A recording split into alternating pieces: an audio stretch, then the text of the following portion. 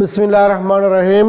প্রিয় শিক্ষার্থীবৃন্দু, তোমাদেরকে দ্বাদশ শ্রেণীর হিসাব বিজ্ঞান ক্লাসে স্বাগতম। আজকে এই সময়ে তোমাদের ফিনান্স ক্লাস হওয়ার কথা ছিল, কিন্তু বিশেষ কারণবশত ম্যাডাম আজকে ক্লাস নিতে পারবেন না। সেই জন্য আমি আজকে হিসাব বিজ্ঞান দ্বিতীয় পত্রের ক্লাস নিব এবং আমরা অঙ্ক করার জন্য, নিশ্চয়ই তোমরা এখন ফিনান্স করার জন্য প্রস্তুতি নিয়েছিলে। তোমরা হিসাব বিজ্ঞান দ্বিতীয় পত্র করো। গত ক্লাসে আমরা শেয়ার ইস্যু করেছিলাম। আগামী সোমবার ঠিক এই সময়ে শিরিন ম্যাডাম তোমাদের ফিনান্স ক্লাসটা করবেন।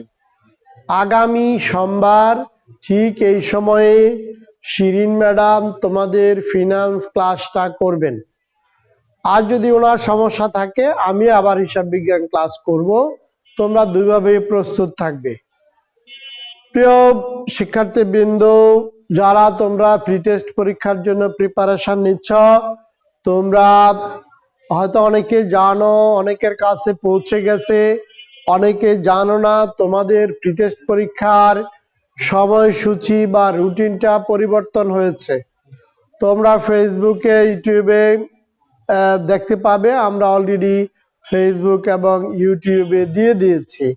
সুতরাং তোমরা সময়সূচিটা ভালো করে জেনে নিবে এবং সে অনুযায়ী তোমরা প্রিপারেশন নিবে, সে অনুযায়ী প্রশ্ন গ্রহণ করবে, সে অনুযায়ী যাবতীয় কার্যাদি সম্পাদন করবে। যাই হোক, আমরা গত ক্লাসে ঢাকা বোর্ড ক সেট 4 নম্বরের অঙ্কটা করেছি শেয়ার ইস্যু।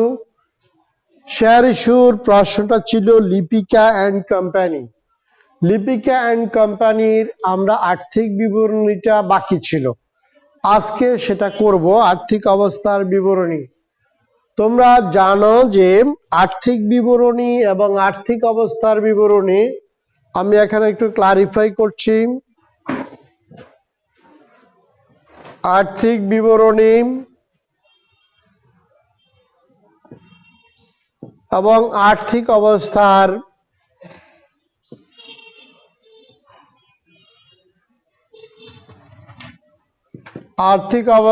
বিবরণী,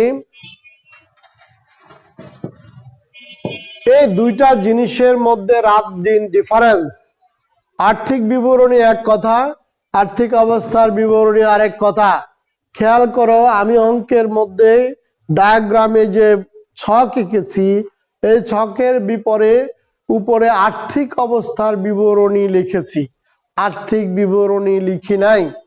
কোম্পানির আর্থিক বিবরণীর 5টা অংশ। কোম্পানির আর্থিক বিবরণীর 5টা অংশ, 5টা অংশের একটা অংশ হলো আর্থিক অবস্থার বিবরণী। তো সুতরাং তোমাদের বইয়ে তোমাদের এই আর্থিক 5টি অবস্থা কি কি সেটা তোমরা একদম নবম ও দশম শ্রেণী থেকে পড়ে আসছো। আশা করি এই ব্যাপারে কথা বলে কালক্ষেপণ বা সময় ক্ষেপণ করার প্রয়োজন মনে করি না। তো যাই হোক শিক্ষার্থীবৃন্দ, আমরা এই অঙ্কে আমাদের আর্থিক বিবরণী করার প্রয়োজন নাই। এই অঙ্কে আমরা করব আর্থিক অবস্থার বিবরণী।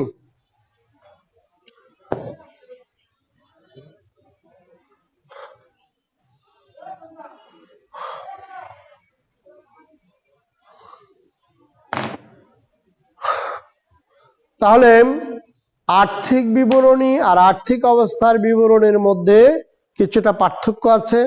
আর্থিক অবস্থা আমরা যেটা এতক্ষণ আলোচনা করেছি, আজকে আমাদের আলোচ্য বিষয় আর্থিক অবস্থার বিবরণী। আর্থিক অবস্থার বিবরণীর 2টা অংশ, একটা হলো সম্পত্তির 500, আর একটা হলো দায় ও মালিকানা সত্ত্বের 500। সম্পত্তির পাশে স্থায়ী সম্পদ, বিনিয়োগ, চলতি সম্পদ দেখানো হয়, আর মালিকানা দায়ের পাশে বা নিচে দ্বিতীয় অংশে মালিকানা সত্ত্ব বিবরণী, তারপর সঞ্চিতি, উদ্ধৃত্ত, ঋণপত্র, চলতি দায় ইত্যাদিকে ভাগ ভাগ করে দেখানো হয়। তো শেয়ার ইস্যুর ক্ষেত্রে অতটা ডিটেলস এখানে লেখার প্রয়োজন হয় না, কারণ এত ডিটেলস এখানে কিছু আসেও না। তো এই অঙ্কে সম্পত্তির পাশে সাধারণত ব্যাংকে জমা টাকাটা থাকে, আর দায় পাশে মূলধন হিসাবকে কয়েকটা ভাগ করে দেখাইতে হয়, যেমন অনুমোদিত মূলধন, ইস্যুকৃত মূলধন, তলবকৃত মূলধন, আদায়কৃত মূলধন ইত্যাদি। তারপরে সঞ্চিতি উদ্ধৃতের মধ্যে যদি শেয়ার ইস্যু থাকে সেটা দেখাইতে হয়, আর সম্পত্তির পাশে যদি অবহার থাকে, অবাস্তব সম্পত্তি বা অসমন্বয়কৃত ব্যয়ের মধ্যে সেটা দেখাইতে হয়। তাহলে বুঝলাম আমরা যে শেয়ার ইস্যুর ক্ষেত্রে আমরা যে আর্থিক অবস্থার বিবরণীটা করি ওটা অত ডিটেলস কিছু না, তবে নতুনত্ব আছে। ঠিক আছে, আমরা শুরু করতে যাচ্ছি। প্রথমে ব্যাংক, এখানে লিখবো সম্পত্তি সমূহ, সম্পত্তি সমূহ, এখানে টাকা, টাকা, এখানে টাকা, তারপর লিখবো প্রথমে চলতি সম্পদ,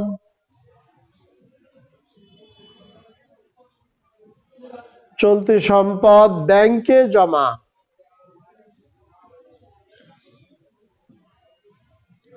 গত ক্লাসে আমরা একটা ব্যাংক অ্যাকাউন্ট করেছিলাম, শেয়ার অবহার করেছিলাম। এই ব্যাংকে জমাকৃত টাকাটাই আমরা এখানে লিখব। যেহেতু অঙ্কটা গত সোমবারে ছিল, তার কোনো রেকর্ড বা উপাত্ত আমার কাছে নেই, সুতরাং আমরা এগুলো যোগ বিয়োগ করে পরে বের করে দিব। তারপরে আসতেছে অসমন্বয়কৃত ব্যয়, অসমন্বয়কৃত ব্যয়, এটাকে অনেকে ভুয়া সম্পত্তি হিসাবেও লেখে, শেয়ার অবহার।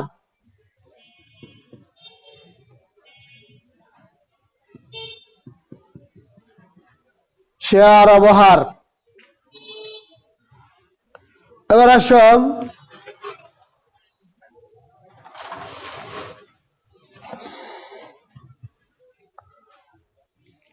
শেয়ার অবহার কত ছিল সেটা আমরা দেখি। বলা হচ্ছে 3000 শেয়ার আর 10% অবহার ছিল। শেয়ার যদি 3000 হয় তাহলে 10%, 100 টাকা 10% 10 টাকা, তাহলে 30,000 টাকা ছিল।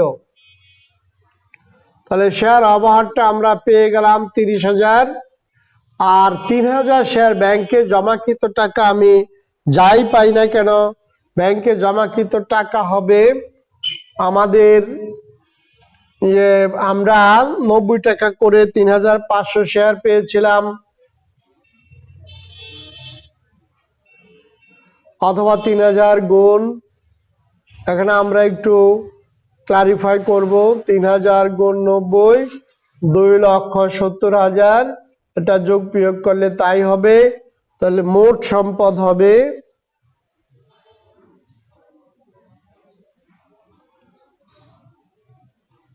মোট সম্পদ হবে 3 লাখ।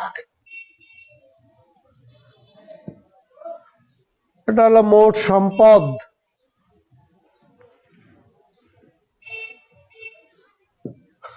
এবার দায় ও মালিকানা সত্ত্ব বা মালিকানা সত্ত্ব ও দায় সমূহ আন্ডারলাইন করে দেই। প্রথমে আমরা বলেছি কোম্পানির মূলধনটা 4টা নামে প্রচলিত আছে, 4টা নাম। একটা হলো অনুমোদিত মূলধন, ইস্যুকৃত মূলধন, তলবকৃত মূলধন, আদায়কৃত মূলধন।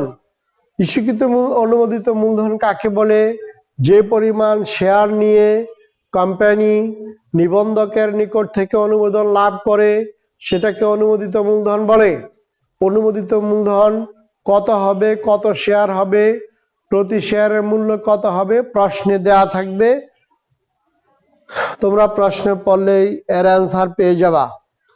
এবার প্রশ্নে বলা আছে প্রতিটি 100 টাকা হারে অনুমোদিত মূলধন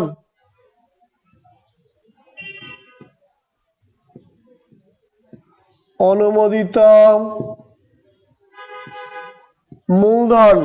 প্রিয় শিক্ষার্থী, তোমরা লেখা ছোট হলে দেখো না, সেজন্য আমি এখানে সংক্ষেপে তোমাদেরকে বুঝিয়ে দিচ্ছি।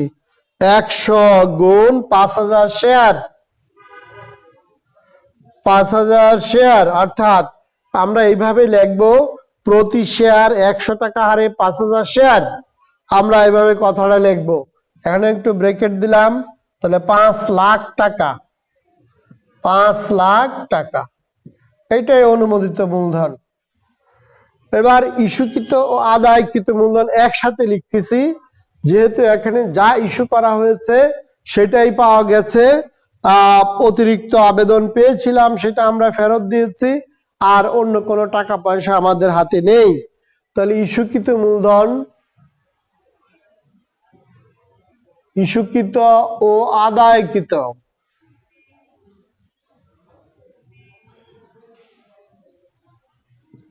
ইস্যুকৃত এবং আদায়কৃত, আদায়কৃত মূলধন। এখানে একটু বড় করে লেখার কারণে আমরা ডিটেলস লিখতে পারতেছি না। তাহলে এখানে বোঝাচ্ছে প্রতি শেয়ার 100 টাকা ধরে 3000 শেয়ার, তাহলে 3 লাখ। এখন যদি যা ইস্যু করলাম আবেদন যদি কম পাই, সেই ক্ষেত্রে কিন্তু আদায়কৃত মূলধন ভিন্ন হবে, ইস্যুকৃত ভিন্ন হবে। অথবা যদি বকেয়া থাকে তাহলে আদায়কৃত মূলধন ভিন্ন লিখতে হবে। আর যেহেতু এখানে ইস্যুকৃত আদায়কৃত সবই এক, তাহলে আর আমাদের আলাদা করে লেখার প্রয়োজন নাই। আমরা সময় সেভ করব এবং এতে আমাদের কোনো অসুবিধাও হবে না।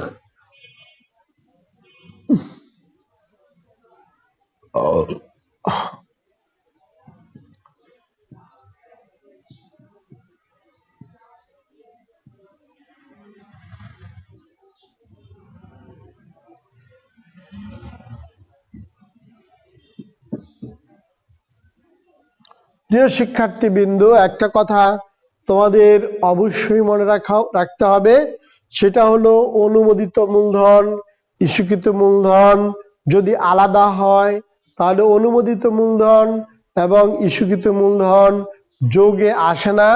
এইগুলি এইভাবে ক্লোজিং টেনে দিতে হয়, ক্লোজ করে দিতে হয়।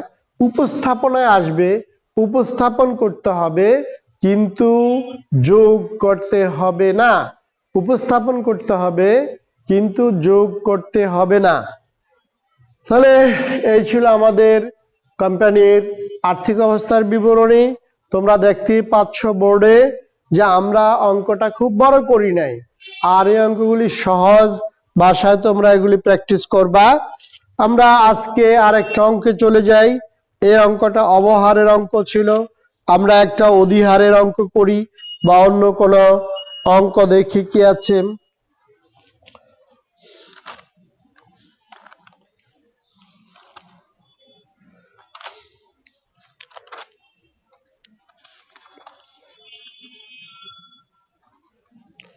হ্যাঁ শিক্ষার্থীবৃন্দ, আমরা আজকে রাজশাহী বোর্ড 2019-এর একটা অঙ্ক করতে চাই।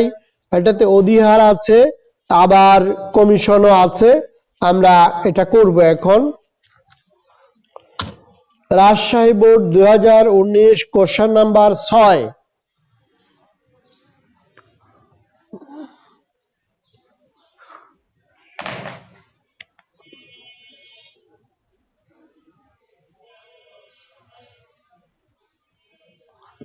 Rajshahi 2019 6 number, question number 6। প্রশ্নে 6 নাম্বারে তোমরা এই অঙ্কটা পাবে। অঙ্কের যে নাম্বার কোশ্চেন, সেই কোশ্চেনে লেখা আছে মোহনা কোম্পানি প্রতিটি 10 টাকা মূল্যের 1 লক্ষ শেয়ারে বিভক্ত মোট 10 লক্ষ টাকা অনুমোদিত মূলধন নিয়ে নিবন্ধিত। কোম্পানি 60,000 শেয়ার 10% অধিহারে বিক্রয়ের জন্য প্রচারপত্র বিলি করে। মোট 70,000 শেয়ার আবেদন পাওয়া যায়। ইস্যুকৃত শেয়ারগুলি যথারীতি বিলি করে অতিরিক্ত আবেদনের অর্থ সংশ্লিষ্ট আবেদনকারীদেরকে ফেরত দেওয়া হয়। কোম্পানি অবলেখকের কমিশন বাবদ শেয়ার প্রতি 40 পয়সা হারে কমিশন প্রদান করে। তোমাকে বলা হয়েছে মোহনা কোম্পানির শেয়ার অধিহার পরিমাণ এবং অবলেখকের কমিশনের পরিমাণ নির্ণয় করো।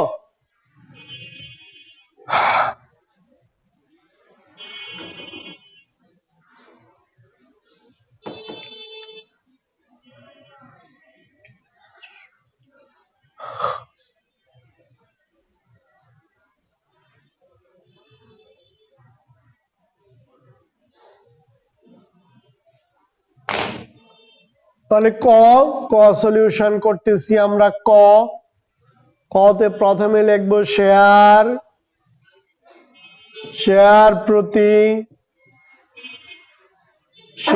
প্রতি অধিহার।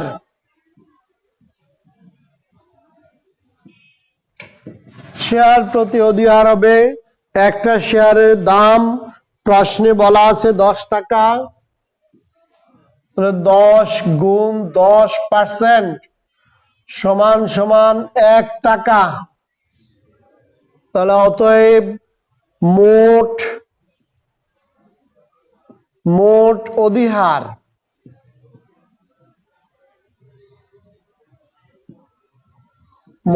অধিহারের পরিমাণ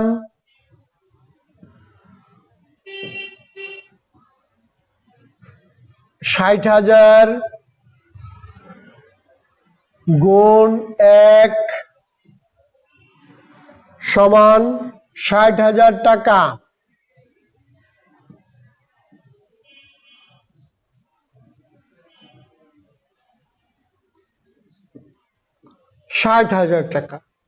এই গেল শেয়ার অধিহারের কথা। এবার আসে অবলেখকের কমিশন।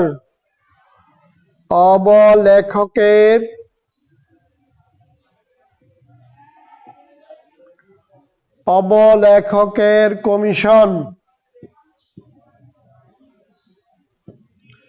অবলেখকের কমিশন বলাই হয়েছে যে শেয়ার প্রতি 40 পয়সা।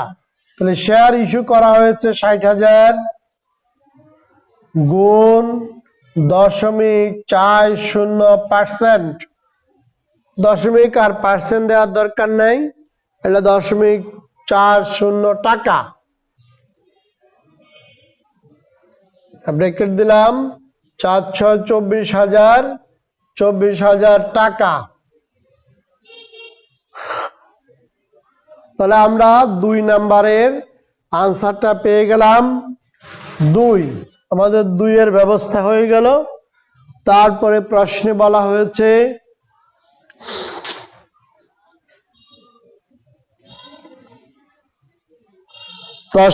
হয়েছে জাবেদা করার জন্য যে কোম্পানির বইতে প্রয়োজনীয় জাবেদা দাখিলা দাও। তো আমরা কটা জাবেদা হবে আমরা এইভাবেই বলে দিতে পারি। প্রথমে আবেদনগুলি প্রাপ্তির জন্য, দ্বিতীয়টা আবেদনের টাকা শেয়ার মূলধন হিসেবে অধিহার হিসেবে স্থানান্তরের জন্য, আর অতিরিক্ত আবেদনগুলি ফেরত দেওয়ার জন্য, তৃতীয় জাবেদাটা দিব আমরা অবলেখকের কমিশনের জন্য। অথবা এটাকে ভেঙে 4টা করা যায়, শেয়ার অধিহার এবং মূলধন হিসেবে ট্রান্সফারের একটা, শুধু ফেরত দেওয়ার জন্য একটা। যত ভাঙবা তত গ্যাঞ্জাম বেশি লাগবে, আবার এক একজনের জন্য এক একটা সুবিধা। তো আমরা 3টা জাবেদাই দিব। আশা করি এটা তোমাদের লেখা হয়েছে।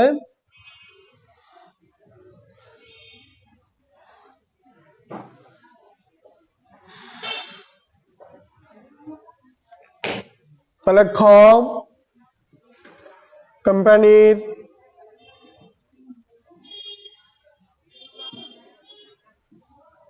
জাবেদা বহি বড় করে লিখছি। অনেকে আমাকে বলেছো যে স্যার লেখাটা বোঝা যায় না, সেই জন্য একটু বড় বড় করে লিখতে হয়।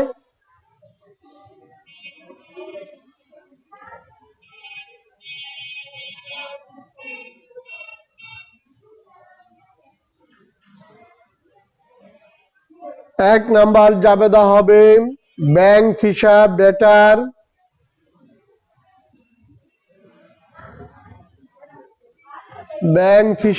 ডেটার শেয়ার আবেদন হিসাব ক্রেডিটার।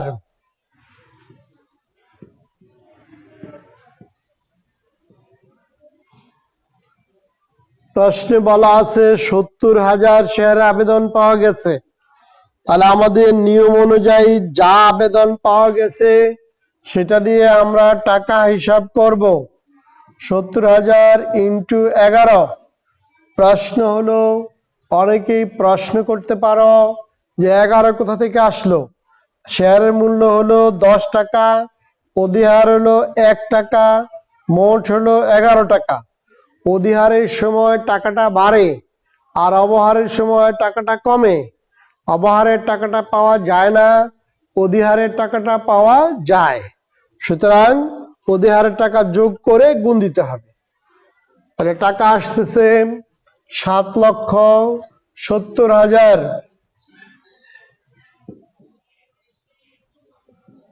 7,70,000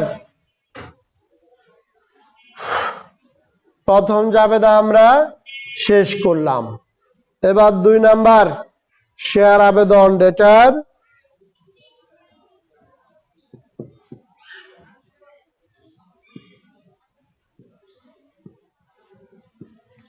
শেয়ার আবেদন হিসাব ডেটার শেয়ার মূলধন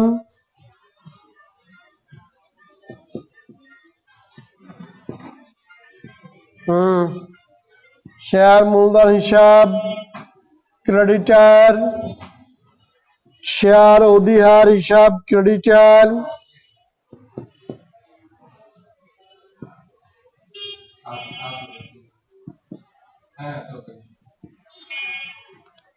শেয়ার অধিহার হিসাব ক্রেডিটার, ব্যাংক হিসাব ক্রেডিটার।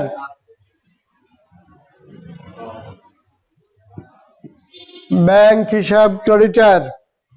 এবার আমি গুণ দিয়েও দেখিয়ে দেব। শেয়ার আবেদনে টাকাটা গুণ দেওয়ার প্রয়োজন আছে বলে মনে করি না।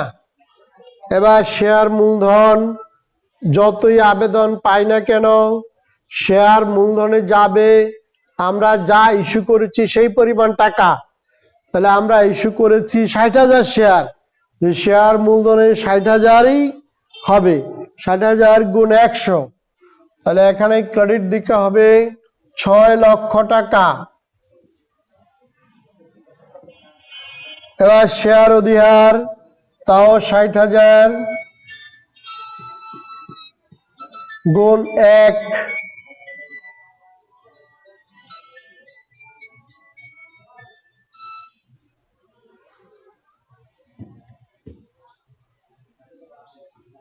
হ্যাঁ হ্যালো ভাই, ক্লাসে আছি, আসবো আমি ক্লাসে।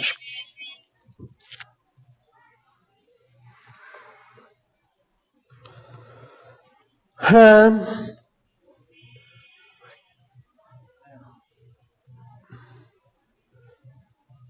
1 টাকা করে শেয়ার অধিহার 60,000। তারপরে ব্যাংক হিসাব, আমি 10,000 শেয়ার বেশি পেয়েছি, তাহলে 10,000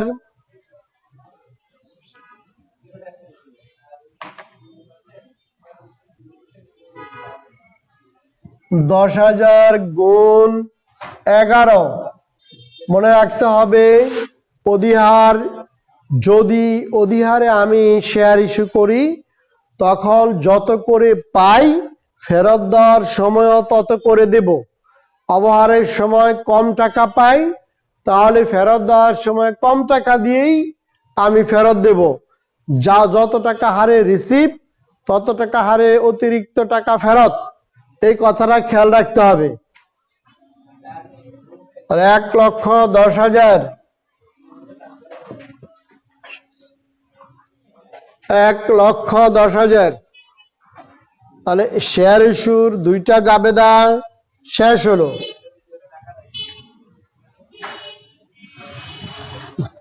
এবার 3 নাম্বার জাবেদা। 3 নাম্বার জাবেদাটা হলো অবলেখকের কমিশন। অবলেখকের কমিশনের জন্য জাবেদা এন্ট্রি হয় অবলেখকের কমিশন ডেটার, ব্যাংক হিসাব ক্রেডিটার।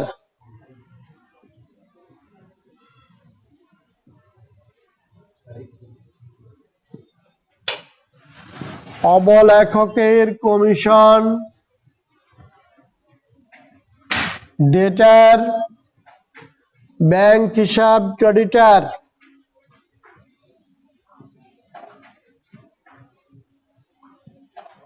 ব্যাংক হিসাব ক্রেডিটার আমরা কতে বের করেছি যে অবলেখকের কমিশন কত, সেখানে বের করে দেখিয়েছি 24,000।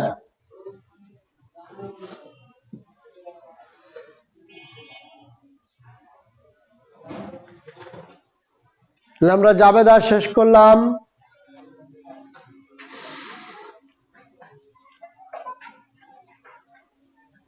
যারা লিখতেছ তাড়াতাড়ি লিখে নাও, কারণ জাবেদায় আমাদের পুরো বোর্ড দখল করে নিয়েছে। তারপর আমরা আর্থিক বিবরণী করব।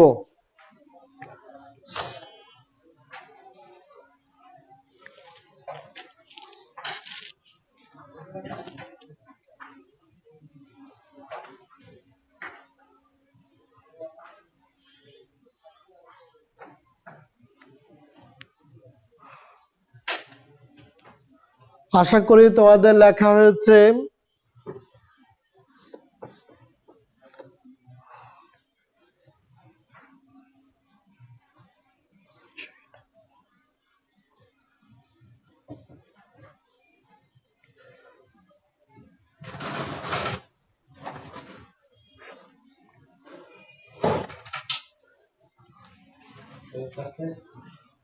না, আরেকটু বাকি।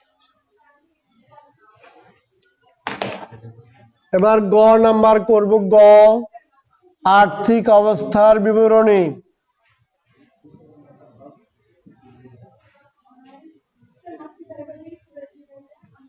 আর্থিক অবস্থার বিবরণী।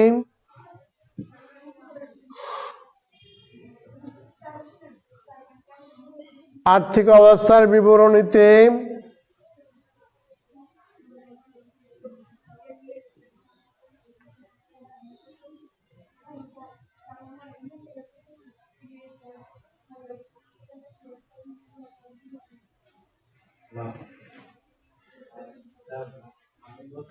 প্রথমে চলতি সম্পদ,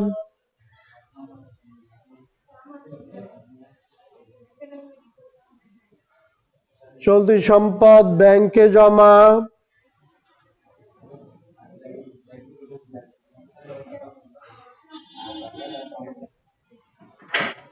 ব্যাংকে জমা আমরা বসাবো।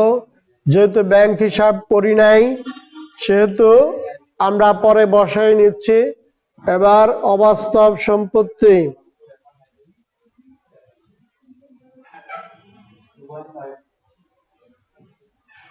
অবাস্তব সম্পত্তি আছে অবলেখকের কমিশন।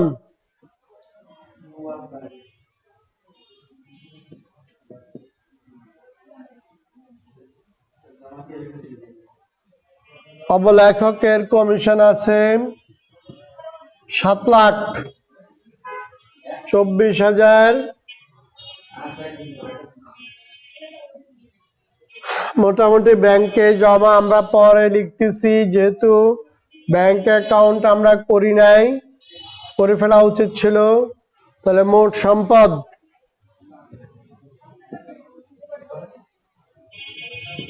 এবার দায় সমূহ, মালিকানা সত্ত্ব,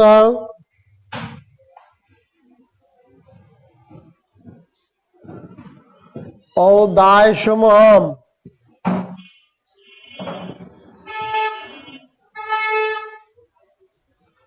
প্রথমে অনুমোদিত মূলধন,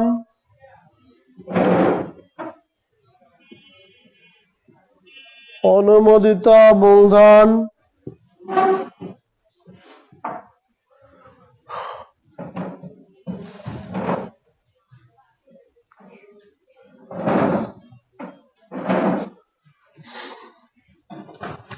আগের মতোই আমরা গুণ করে আজকে দেখেই যাব, এত ডিটেলস লেখার আমাদের সময় নেই। প্রতিটি 10 টাকা হারে 1 লক্ষ শেয়ার,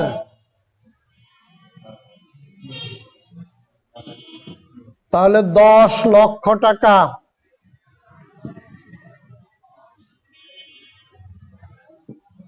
ক্লোজ, অনুমোদিতটা সবসময় ক্লোজ হয়।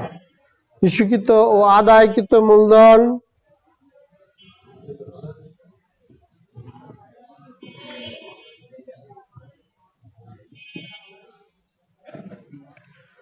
ইস্যুকৃত ও আদায়কৃত মূলধন, এটা ডট ডট দিলাম।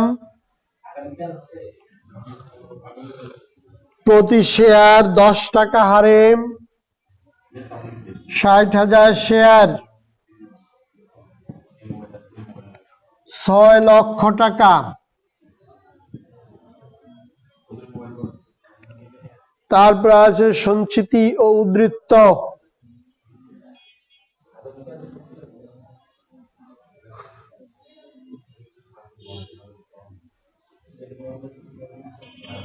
সঞ্চিতি ও উদ্ধৃত্ত, সাধারণ সঞ্চিতি,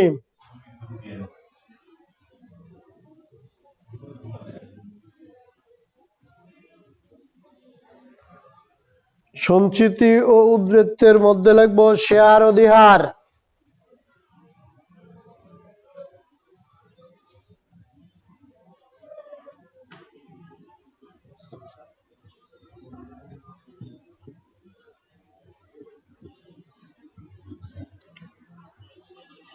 শেয়ার অধিহারের পরিমাণ 60,000 টাকা।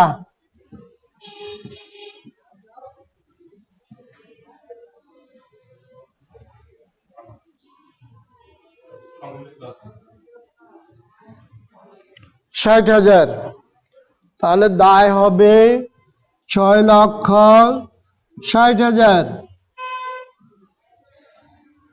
তাহলে ব্যাংকে জমা আসবে, যদি আমরা ব্যাংক হিসাব করি তাহলে আসবে 6,36,000।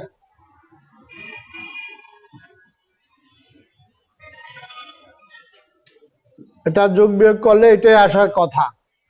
তাহলে যোগ করলে 6,60,000 মোট সম্পদ, আর এটা হবে মোট দায় ও মালিকানা সত্ত্ব।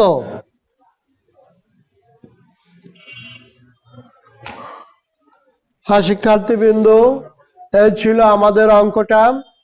আমরা আজকে একটা অঙ্ক সরাসরি শেষ করতে পারলাম। শীত বাড়ছে, শীতের প্রকোপ বাড়ছে, আর তোমরা জানো যে এখন সরকার একটা স্লোগানে আছে, সেটা হলো নো মাস্ক নো সার্ভিস। তোমরা যেখানে কাজে যখন বের হবে তখন অবশ্যই মাস্ক পরে বের হবে, নয় তোমাদেরকে কোনো অপ্রীতিকর অবস্থার মধ্যে পড়তে হবে, জরিমানার মধ্যে পড়তে হইতে পারে। তাছাড়া আমি ক্লাসের শুরুতেই বলেছি যে তোমাদের প্রি টেস্ট পরীক্ষার রুটিন পরিবর্তন হয়েছে। আমরা সেটা ইতিমধ্যেই ফেসবুক এবং ইউটিউবে দিয়ে দিয়েছি। তোমরা পরিবর্তিত রুটিন দেখে সেভাবে পড়াশোনা করো এবং পরীক্ষার প্রস্তুতি নাও। ধন্যবাদ সবাইকে।